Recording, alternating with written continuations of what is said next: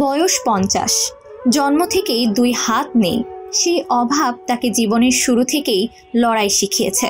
হয়নি বিয়ে, মেলেনি জীবনসঙ্গীর ছায়া, একাকিত্ব যেন তার নিত্য সঙ্গী।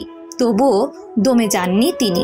একাই করে নিচ্ছেন সব কাজ, ছোট কিংবা বড় মাছ কাটা, রান্নাঘরের কাজ থেকে শুরু করে উঠান ঝাড়ু দেওয়া, সবই করেন নিজের 2 পা দিয়ে। যে কাজ অন্যদের কাছে অসম্ভব মনে হয় তাই তিনি সহজে করে ফেলেন। প্রতিদিনের এই সংগ্রামই যেন তার শক্তি হয়ে উঠেছে। তার চোখে মুখে নেই কোনো আক্ষেপের ছাপ, বরং মুখে ভর করে এক শান্ত হাসি। তবে হাত নেই, তবুও নামাজের জন্য অজু করেন।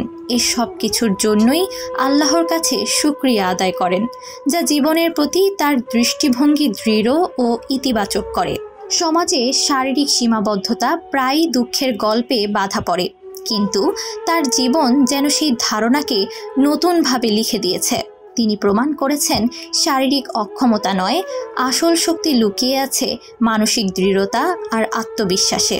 এই মানুষটির গল্প আমাদের শেখায়, জীবন যত কঠিন হোক, আত্মবিশ্বাস আর মনোবল পারে সব সীমাবদ্ধতা ভেঙে দিতে।